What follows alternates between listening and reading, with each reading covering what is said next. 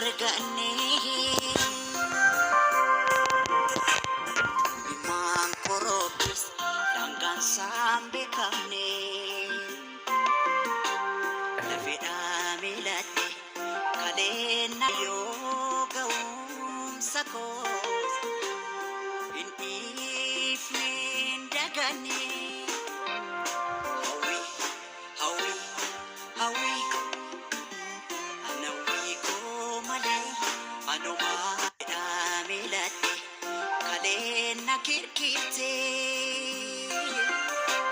caraanee warqame qoonqoona buute caraanee warqame qoonqoona buute dhiiseene edaa kinubaane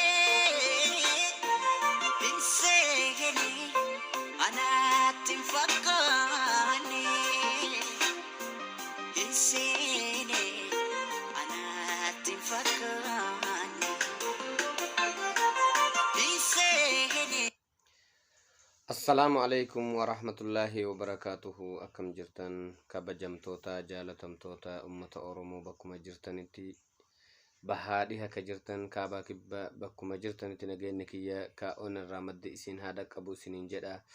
Nagayaanaaf jirtanii akkamnaaf jirtan alaamanni sa'aa namni maatiin waatiin nagaa isin jira baga nagayaanaaf jiraatanii baga jiraatanii yeroo kana geettan isiniin jedha. Edduun yeroo muraasaa fi guyyoota muraasaa fi dhaamsa kiyya addaan kutuu kiyyaaf dhiifama isin gaafachaa maamilummaan keessan akka adda hin cinne kabajaan isin gaafadha. Warri maatii kiyya hin tahin sabskraayibiin godhin sabskraayib gochuun maatii kiyya taya na jajjabeessaa isiniin jedha. Akkasumas warri subscribe gootanii immootiyyu dhaamsa kiyya narraaf eeydan ka'anii dhaamsa odoof isiniif hin dabarsin adda ture dhiifama guddaa isiniin jedha obboleeyyan kiyya. Akkasumas immootiyyu warri subscribe ka gootaniif ka hin godhin illee mootiyyu jechuudha. Like, share, subscribe naaf gochuun ammallee mootiyyu nafaana jiraadha isiniin jedha.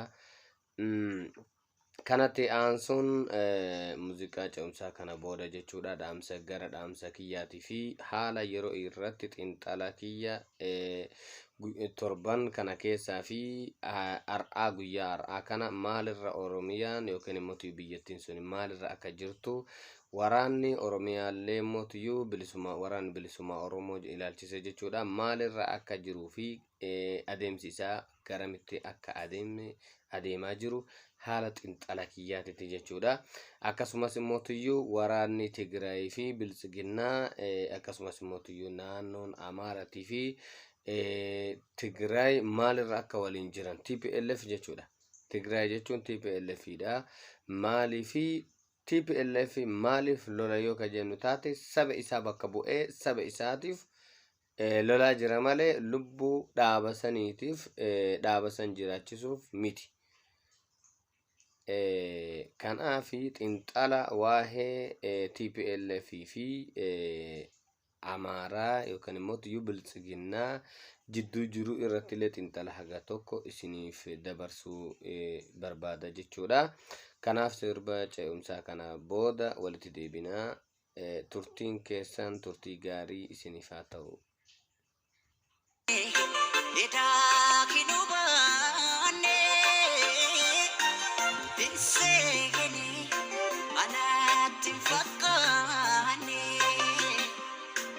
dhiiseene anaatti hin fakkaanne.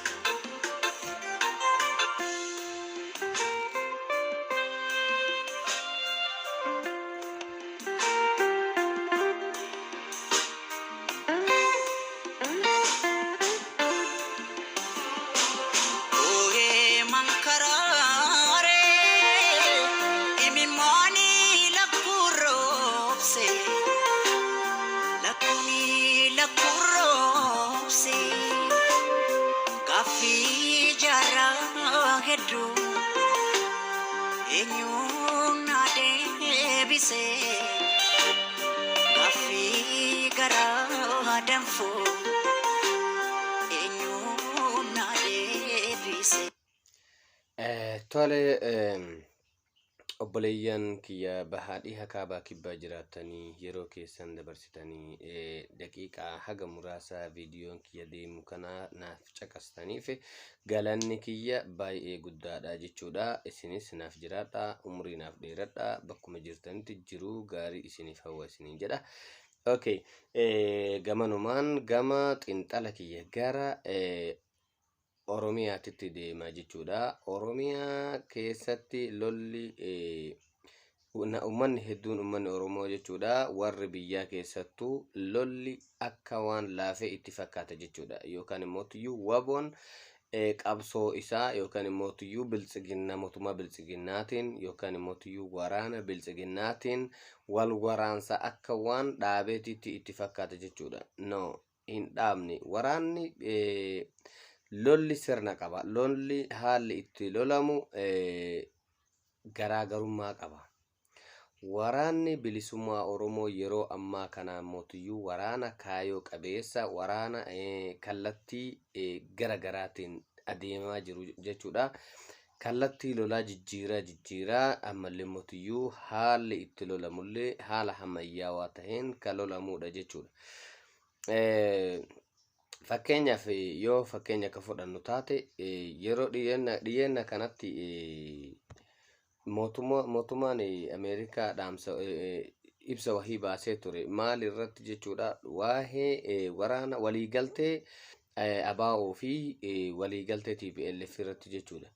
In fedhan akka ummanni akka Oromoo fi TPLF akka waliigalu jechuudha. Maaliif hin feene yoo ka jedhan taate waraanni lachuu waraana humna qabudha. Waraanni ABO yeroo ammaatis waraana baay'ee cimaa baay'ee humna qabu waraana biyya san yoo ka directi ka lolu taate biyyattiin suni guutuutti qaari'uu dandeettu waan taheef kallattii kana waliigaltee waraana kana lamaanitiin lolli cimaan yoo ka gaggeeffamu taate jechuudha. Halkaniif guyyaa lolli kun yoo ka gaggeeffamu taate mootummaan kun battalumatti yeroo gabaabduu keessatti yeroo muraasa keessatti mootummaa qaarisuu waan danda'aniif kanaaf walii ummata kana warra kana lamaa walii galchuu hin barbaadan. Akka isaan irratti walii galaniitiin biyya tana mootummaa kana lolanii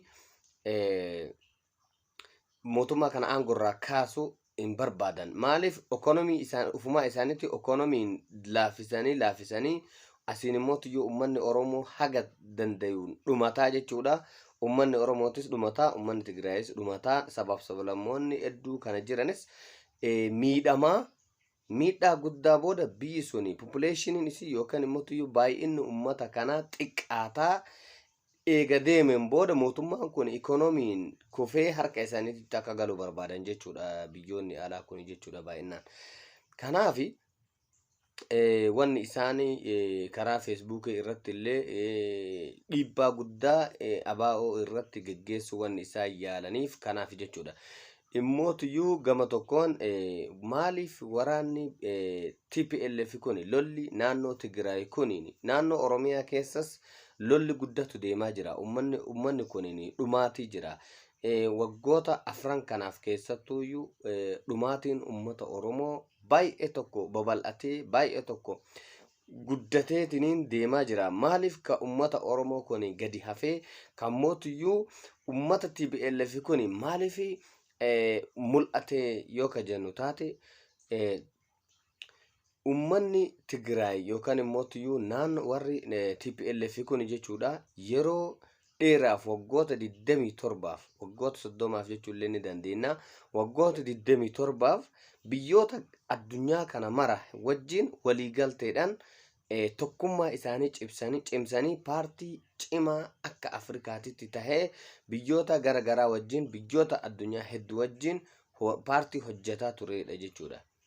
Paartii beekumsa beekamtii akka biyya saniititti argatee biyya san bulchaa ture waan taheef ammallee mootiyyuu aangaa'onni gugurdoon maamiloota hedduu biyyoota addunyaa garagaraa irraa waan qabaniif beekamtii argatee addunyaa guutuun TPLF waraana Tigraay jettee yeroo ammaa kana hafarsaa jirti jechuudha.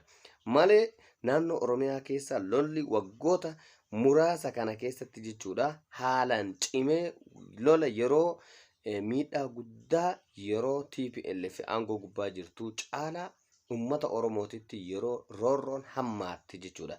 Yeroo namaa mitiitii loon itti beelahee bineensi biyyattii mootiyyuu reeffa namaa nyaataa jiru yeroo kana jechuudha. Lolli laafeetii miti jechuudha. Wanni ummanni lolli naannoo Oromiyaatii fi ummanni Oromoo itti laafee fi waliigaltee tokkoffaa waliigaltee ummata keenyaa lammaffaan immootiyyuu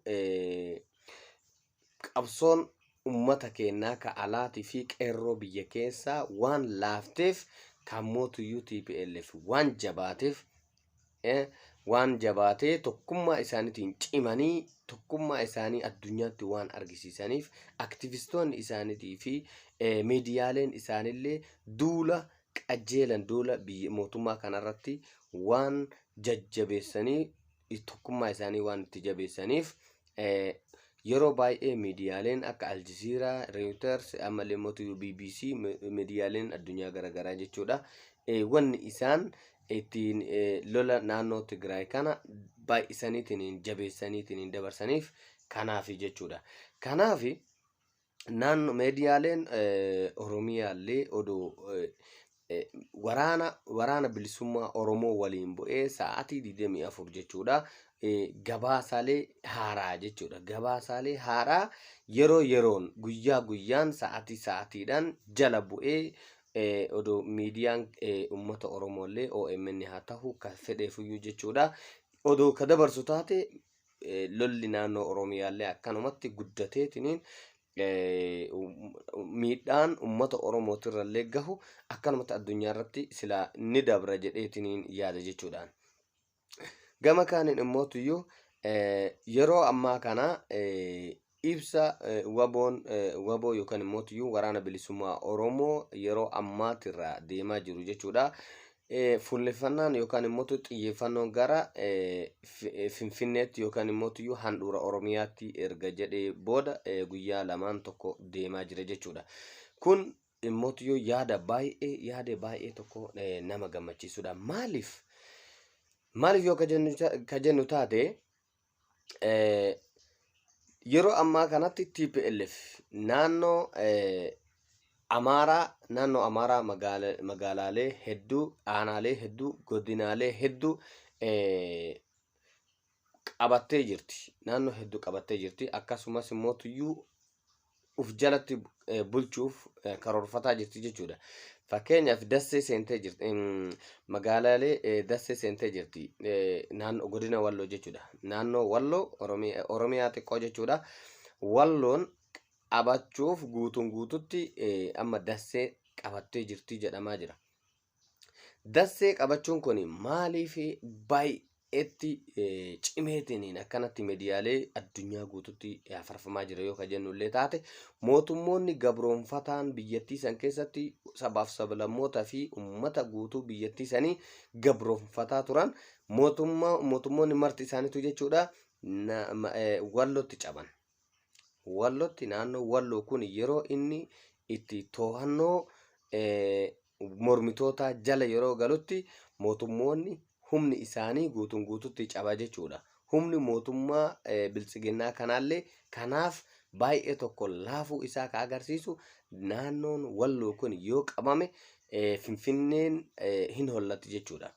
Finfinneen hollachuun immootiyyuu mootummaan biyyattii san bulchaa jiru humna dhabuu isaa agarsiisaa jechuudha.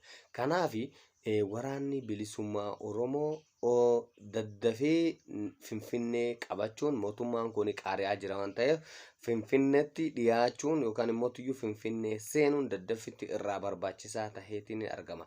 Maaliif warra TPLF kuni waliigalteellee haa qabaatanii waliigalteellee haa qabaachuu baatanii adda bilisummaa Oromootiin yookaan immootiyyuu waraana bilisummaa Oromoo waboodhaan jechuudha.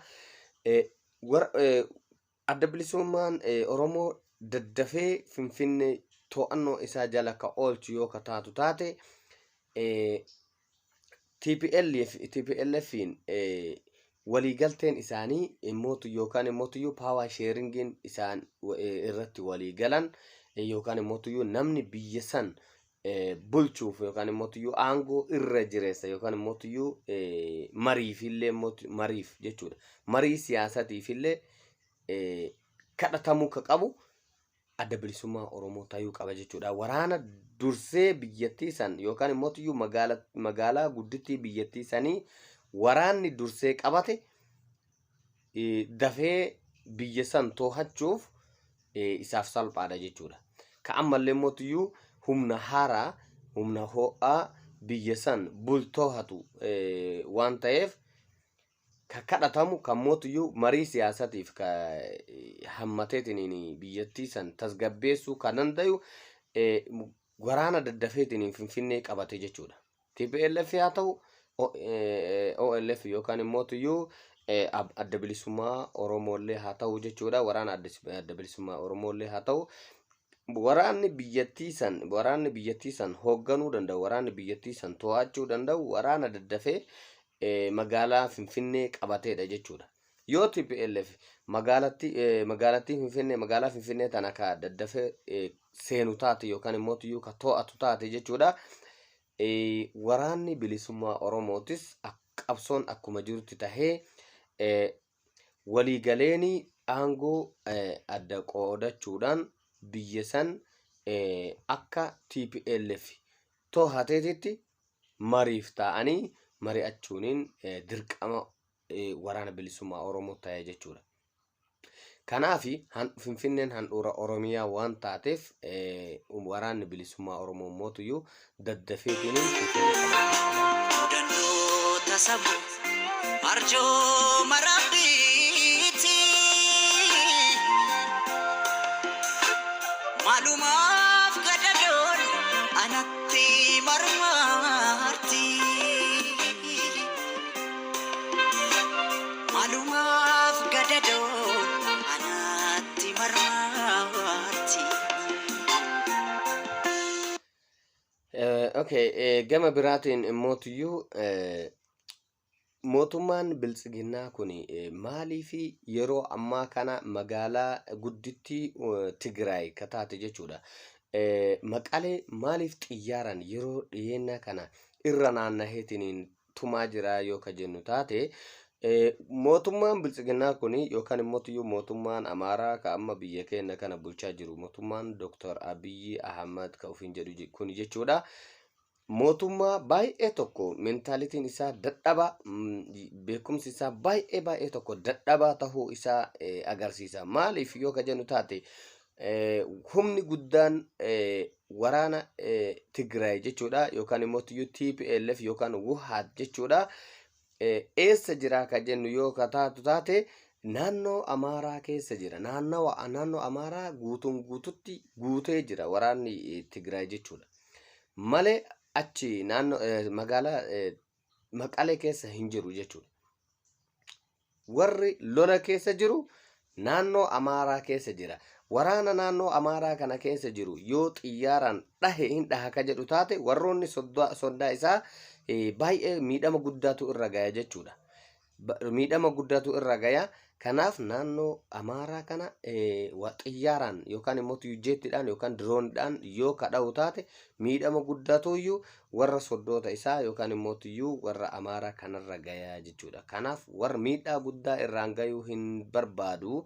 Lolli kuni yoo waraana xiyyaaraan yookaan immootu jettiin yookaan diroonidhaan naannoo Tigraay keessaa magaalaa guddittii Maqalee tana yoo ka barbadeessu taate waraanni kuni lolli amma asiqeetiin naannoo Amaaraa kana to'atee as keessaa nadhahaa jiru kun achi deebi'aniiti xiyyaara kana ofirraa ittisanii ka jedhutti waan fudhateef waraanni kun uf duuba haa deebi'u. Waraanni Tigraay ka dhufeetiin Finfinnee qabachuuf asiqaa jiru kun achi uf duuba deebi'ee Maqalee tanarraa haa ittisu. Asumatti aniin lola kana babal'isaatiin loluma kana geggeessaatiin umrii asirratti dheereffadhaa yookaan immoo iyyuu waggoota 5 kanaafillee odoo taate waggoota 4 amma gadi deemaniifillee odoo taate asumarratti bakkuma kanatti ummata kana dararaa biyyattii tana lola irratti gaggeessaa aangoo kanarra turaa ka jedhurraa waan ta'eef jechuudha. Xiyyaaran achi yoo an dhahe yoo kadhahu taate waraanni kun achi siqinnaa yookaan immoo uf duuba deebi'ee achirraa asna ittisinnaa ka jedhu waan fudhataniif lola achirratti xiyyaaran fudhachuu murteeffatan jechuudha warri bilisiginnaa kun. Garuu mootiyyuu dubbiin akkas hin taane. Dubbiin warri Tigraay yookaan immoo TPLF ibsa Geetaachoo Raddaa baaserraa yoo ka hubattan taate jechuudha. Uf duuba deebi'u miti inumaa taakkoo takka jechuudha. Taakkoo takka naannoo Amaaraa keessaa bahee naannoo Tigraayitti haga biyya san yookaan kuffisee yookaan mootiyyuu biyyattii san mootummaa kana haga qaarisutti waraana uf duuba deebi'u miti. Waraan lolli amma yeroo kana deemaa jiru jechuudha. Haalli isaan itti deemaa jiran jechuudha. Taakkoo takka wanna isa uf duuba deebisu odoo immoo guutumaan guututti Maqaleeyyuu odoo barbadeessee zero odoo ka godhu taate jechuudha. Zero odoo ka godhu taate waraanni Tigraay yookaan immoo waraanni TPLF amma gaggeessaa jirtu kun jechuudha. Waraana taakkoo takka uf duuba deebi'u odoo hin taane waraana mootummaa kana kuffisee barbadeessee jechuudha. Naannoo Amaaratis barbadeessee haga tokko. Biyyattii san sirna bilisiginnaa kana jechuudha. Sirna bilisiginnaa kana kuffisee aangotti deebi'uu yoo taate malee Maqaleen narraa gubatte uf duuba deebi'eetiin Maqaleerraa difeensii godha yookaan immoo irraa ittisaa waan jedhu keessa hin jira. Mootummaan Dr. Abiyyi dogongora guddaa keessa seenee jira jechuudha. Maaliif wanna TPLF uf duuba deebitee achii as waraana kana irraa ittistuu itti fakkaate no. Dubbiin akkasii miti. Amma hanga aangorraasii qaarisanitti hanga mootummaan sirni bilisiginnaa jedhu kun hanga kufutti jechuudha. Humnaan waraanaan hanga kufutti wanna tokko uf duuba deebi'u hin jiru jedhaniitiin dhiirri akkasitti kotattee bosona seente jechuudha. Gama lamaaninuu jechuudha. Gama OLFinis waraana bilisummaa Oromootiin jechuudha. Gama TPLFinis amma kutannoon gara tokko kallattii tokkotti deebi'ee jechuudha. Maaliif kallattiin waraanni bilisummaa Oromoollee wanni inni qabsaa'eef sirna kana hin kuffifnaa guutuun guututti jechuudha. Hin dadhabsiifnaa miti. Hin dadhabsiifnaa osoo hin taane hin kuffifnaadha. Addunyaan immoo maaliif jirti? Hin dadhabsiifnaa. Dadhabsiifnee warra hidhaa jiru hidhaa baasee marii siyaasatiin rakkoon jiru kun haa furamuu ka jedhudha jechuudha. Kan mootiyyuu waraana bilisummaa Oromootii fi TPLF qabsoon isaanii maal irratti fuulleffate jechuudha. Sirna kana ni kuffifnaa. Sirna kana jechuudha. Sirna bilisiginnaa kana jechuudha ni kuffifnaa. Sirna biyyattiin naannoleen ufiin uf bulchitu sabaaf sablammoonni ittiin kabajamtee jiraattu kan mirgi namoomaa ittiin kabajamee jiraatu ni hundeessinaa ka jedhuun bosona keessa taa'aniitiin lolaa jiran jechuudha.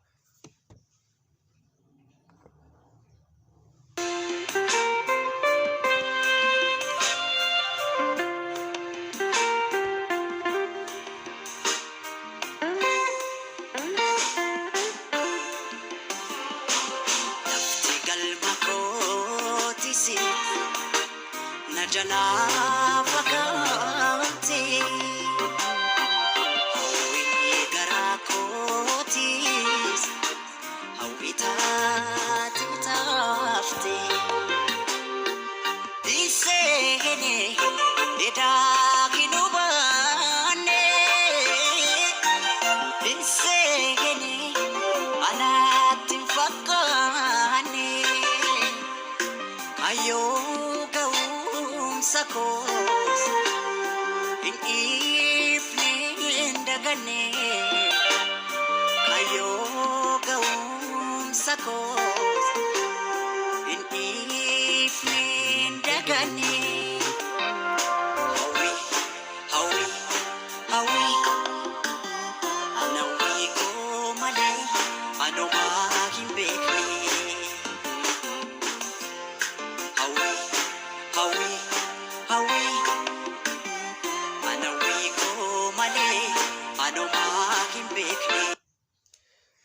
Okay, gama kana keessatti jechuudha. Hawwiin uummata Oromoo maali jennee yookaan wal gaafannu taate jechuudha. Hawwiin uummata Oromoo bilisummaadha. Hawwiin uummata Oromoo gabrummaa jalaa bahuudha. Hawwiin uummata Oromoo hidhaa fi ajjechaan qeerroo fi qarree haadholii fi abbootii uummata Oromoo irraa dhaabachuudha. Kanaaf qabsaa sabni Oromoo jechuudha. Bilisa taanee dhalannee bilisaan jiraachuudha. Bilisa taanee dhalachuu keenya mirga uumamaan Rabbi nuuf kenne uummanni nafxanyaa yookaan immoo tuyyuu uummanni Amaaraa kan uummata keenyarraa sarbuu barbaadu deebifachuudha jechuudha. Maaliif fakkeenyaaf uummanni Amaaraa wanni isaan qabsaaniif waan tokkoof. Uummanni Amaaraa wanni isaan ka Ameerikaa jirullee Ameerikaa irraa deemee duguuggaa sanyii uummata Oromootii fi Tigraay irratti raawwataa jiruuf maaliif jechuudha. Shawaan teenne jechaa jiranii duris jechaa turanii Wallaggi teenne jechaa jiranii duris jechaa turanii amma uummanni Oromoo naannolee godinaalee kana lamaan jechuudha. Godinaalee kana lamaan Wallaggaa fi Shawaa jechuudha keessaa godaananii uummanni Oromoo keessaa bahee jechuudha. Keessaa bahee isaan immoo tuyyuu Tigraayin jalaa dheessanii naannolee Tigraay gara yoo siyaasan hin tahiniif jechuudha. Yoo siyaasan kun hin tahiniif naannolee Tigraay kenna jedhu san irraa godaananii fi Shawaa fi Wallaggaan fudhatanii jechuudha. Uummata ofii naannoo sanirraa godaansisan kana naannoo kana naannolee godinaalee kana lamaan keessa kaayatanii nagayaan jiraachuudha kaayoon isaanii jechuudha. Marii siyaasaa yeroo jedhamu kana malee ka biraa hin jiru. Mariin siyaasaa gaggeeffamuu yeroo ammaa kana barbaachisu kamiyyoo ka jennu taate gama bilisiginnaatiin Dr. Abiy naannoo Oromiyaa Shawaa fi Wallaggaan keessaa uummata Oromoo godaansisee gamanaan immoo tuyyuu isaan Tigraayin jalaa siqanii maaliif lolaan hin danda'e waan ta'eef jechuudha. TPLF lolaan abadan naan Amaarri jechuudha abadan odoo zarraaf jettu dhumti malee hin dandeettu. Fagoo dhaabattee lolarraa fagoo dhaabattee zarraaf jettee akkasittuu dhumaa jirti malee lolaan abadan Amaarri Tigraayin hin dandeettu jechuudha. Akka hin dandeenye waan argiteef kanaafi naannoo Oromiyaa haga tokko haga danda'an qabatanii bakka lolli kun itti jabaaterraa naannoo Oromiyaatitti dhiyeessaa jechuudha. Naannoo Oromiyaatitti dhiyeessaa akkasitti jiraachuu barbaadan. Garuu kun ta'uu hin qabu jechuudha. Shawaan fudhatame jechuun Arsiin fudhatame jechuudha. Shawaan fudhatame jechuun Harargeen fudhatame jechuudha. Shawaan fudhatame jechuun Baalee fudhatame jechuudha. Shawaan fudhatame jechuun Booranni fudhatame jechuudha. Shawaan fudhatame jechuun Wallagga fudhatame jechuudha. Wallagga fudhatame jechuun akkasuma naannoleen godinaaleen Oromiyaa marti akka waan fudhatameetitti ilaalamuu qaba jechuudha. Asirraan osoo Finfinneen handhuura keenya jennee uummanni Oromoo master pilaaniif durirraa kaasee falmaa dhiini ilmaan Oromoo itti dhangala'aa qeerroo fi qarreen hisaaba hin qabne lubbuu fi aarsaa itti kafalaa turanitti yeroo ammaa kanatti immoo tuyyuu naannolee Oromiyaa keessatti bilisiginnaan yookaan immoo tuyyuu warri saba kana gurgurachuuf yookaan immoo tuyyuu dhiiga ilmaan Oromoo dhuguuf naannolee keenya keessa jiraatan nagayaan jiraachuun isaanii baay'ee tokko shame on Oromo people. Kanaafuyyuu naannoo Oromiyaa keessatti bilisiginnaan hatta tan Oromoo jechuudha. Bilisiginnaan Oromoo tan ta'alaa dhuftee Oromiyaa keessa deemaa jirtu. Ta'alaa dhuftee Oromiyaa keessatti aangoo argattee aangoo gubbaa ta'etu jechuudha. Uummata Oromoo gurgurattee uummata Oromoo dhiiga dhangalaasaa ka jirtu naannoo Oromiyaa keessatti akka isin faana fuutee gadi hin baane godhuun uummata Oromootirra jira jechuudha. Uummata Oromootirra jira, waboorra jira. Kanaafuyyuu warra akka jaldeessatti ummata keenya nyaataa jiru, akka bineensatti akka waraabessaatti ummata keenya nyaataa jiru ummanni ofirraa kaasuun dirqama ummata Oromooti. Dirqama lammummaa hin baane ammallee jechuudha ummanni keenya. Dirqama lammummaa hin baane. Maaliif hin baane? Nu fakkaataa saba Oromoo fakkaataa afaan keenya dubbataa ummata keenya sobaa warra ture, warra ammallee sobaa jiru, warra saba kana gurguratee aangotti ol bahe, warra saba kana ala taa'ee duraan sobaa ture amma mootiyyuu biyya sanatti galeetiniin ummata kana ajjeesisaa jiru, kaan immoo hiisisaa jiru, kaan immootiyyuu mana hidhaa keessatti dararaa jiru. Osoo arginu itti dhiisuun, osoo arginu itti ilaalanii cal'isuun baay'ee tokko wanta nama saalfachiisudha jechuudha. Kanaafi